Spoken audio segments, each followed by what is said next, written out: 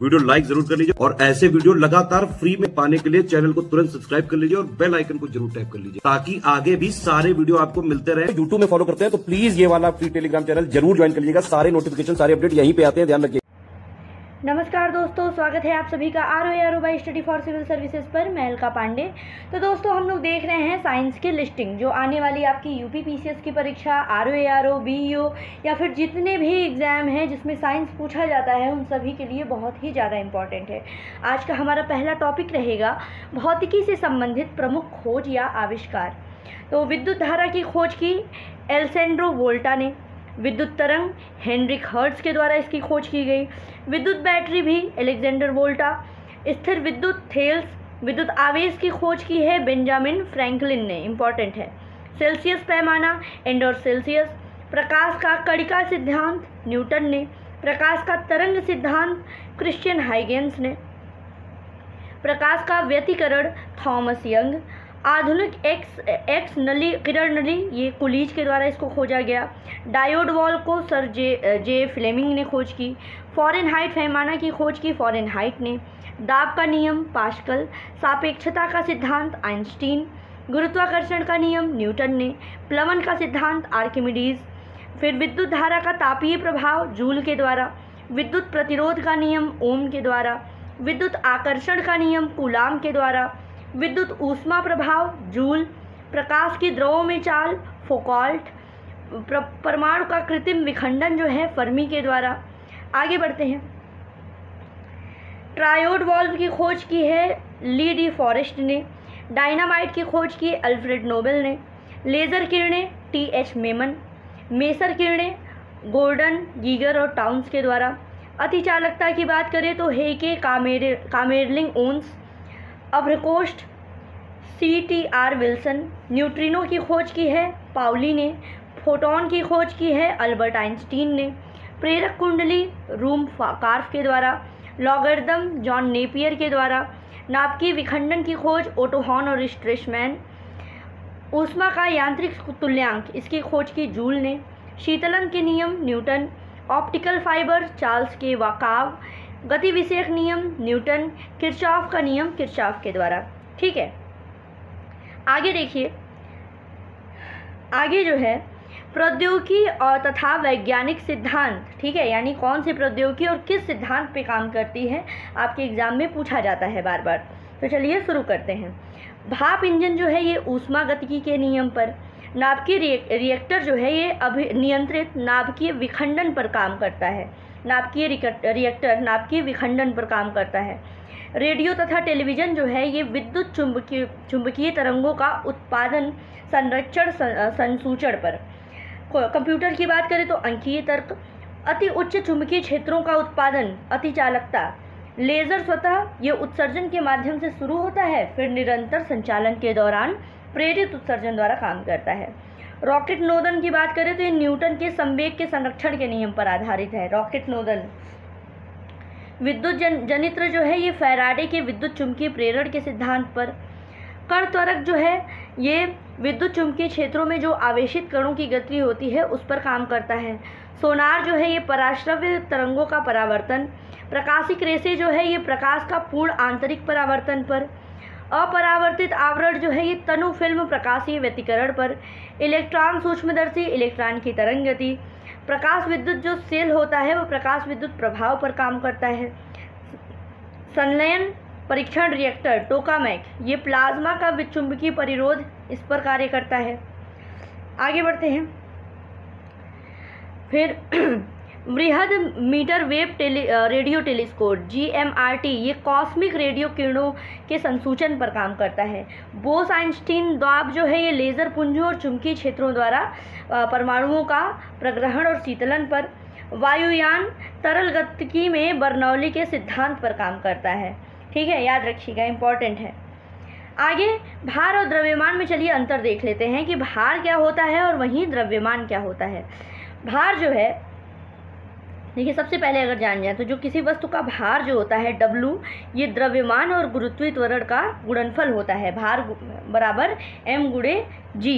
तो देखिए, भार जो होता है ये पृथ्वी का गुरुत्वाकर्षण बल जो किसी भी वस्तु पर लगाता है, और वहीं द्रव्यमान क्या होता है, ये किसी भी वस्तु या पदार्थ का सिर्फ परिमाण होता है।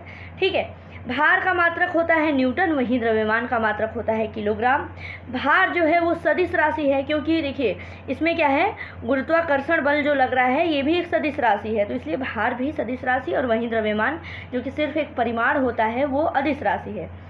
वायु वस्तु का जो भार होता है वो भिन्न भिन्न स्थानों पर भिन्न भिन्न हो सकता है, क्योंकि पृथ्वी का शेप देखिए जियोइड है।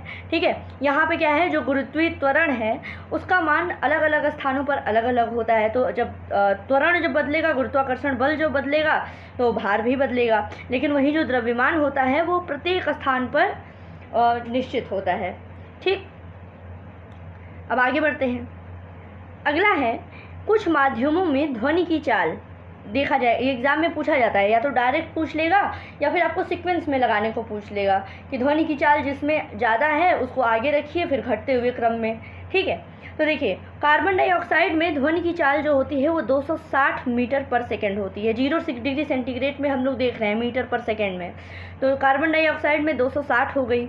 वायु में 332 है, भाप 100 डिग्री सेंटीग्रेड पर 405 है। एल्कोहल में 1213, हाइड्रोजन में 1269, पारा में 1450, जल में 1493, समुद्री जल में 1533, लोहे में 5130, कांच में 5640 और वहीं एल्युमिनियम में 6420। तो अभी क्या आपको पता चला कि देखिए एल्युमिनियम में ध्वनि की चाल सबसे ज़्यादा है, सबसे ज़्यादा हो गई एल्युमिनियम में।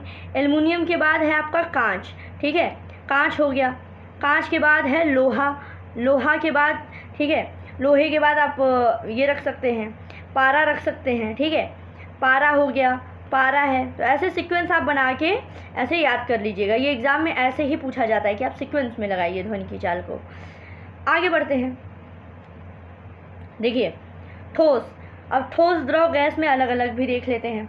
ठोस में देखिए सबसे ज़्यादा मैंने बताया ना, एल्युमिनियम में 6420, फिर निकल में 6040, इस्पात में 5960, लोहा में 5950, पीतल में 4700 और कांच फ्लिंट में 3980। तो सीक्वेंस याद कर लेना है, सबसे ज़्यादा एल्युमिनियम, निकल, फिर इस्पात, लोहा, पीतल, कांच। ठीक है, अब द्रव्य में आते हैं। तो द्रव जो होता है समुद्री जल में सबसे तेज चाल होती है, 1531 मीटर पर सेकेंड। आसुत जल में 1498, इथेनॉल में 1207 और मेथेनॉल में 1103। वहीं गैस की अगर बात करें तो गैसों में सबसे तेज़ ध्वनि की चाल होती है हाइड्रोजन में 1284 मीटर पर सेकेंड। उसके बाद आता है हीलियम का नंबर, फिर वायु है, ऑक्सीजन और सल्फर डाइऑक्साइड। तो आपको क्या करना है, सीक्वेंस याद करना है बिल्कुल। ठीक, अब आगे देख लेते हैं। हम सभी को पता है कि ध्वनि की जो तीव्रता है वो मापी जाती है डेसिबल में। ठीक है, डेसिबल को प्रेजेंट करते हैं डीबी से। तो फुसफुसाहट जो होती है वो होती है 15 से 20 डेसिबल। साधारण बातचीत 40 से 60 डेसिबल। लाउड स्पीकर जो होता है वो 70 से 80 डेसिबल का होता है। जोरदार बातचीत भी 70 से 80 डेसिबल। जैसे भारी मोटर वाहन हो गए, मोटर बाइक हो गए, ये 90 से 95 डेसिबल। पत्तों की सरसराहट 20। ऑर्केस्ट्रा जो है वो 100 से 110 डेसिबल। रॉकेट 160 से 170 डेसिबल। मिसाइल जो है 180 से 190 डेसिबल। और सायरन जो होता है वो 190 से 200 डेसिबल। ठीक है दोस्तों, तो एग्ज़ाम में आपके पूछा गया है, कई बार मिलान करने को भी दिया गया है। ठीक है, अब वहीं देख लेते हैं, एक और छोटा सा टॉपिक देख लेते हैं। ये है कुछ सेलों का विद्युत वाहक बल। ठीक है, विद्युत वाहक बल वोल्ट में देखेंगे। वोल्टिक सेल हो गया और डैनियल सेल हो गया, इनका विद्युत वाहक बल होता है 1.08 वोल्ट। वहीं शुष्क सेल और लिक्लांशे सेल में 1.50 वोल्ट। सीसा संचायक सेल 2 वोल्ट और कार बैटरी सेल जो है ये 12 वोल्ट की होती है। ठीक है, तो दोस्तों ये वीडियो हम लोग अब यहीं पॉज करते हैं। नेक्स्ट वीडियो में हम लोग फिर देखेंगे।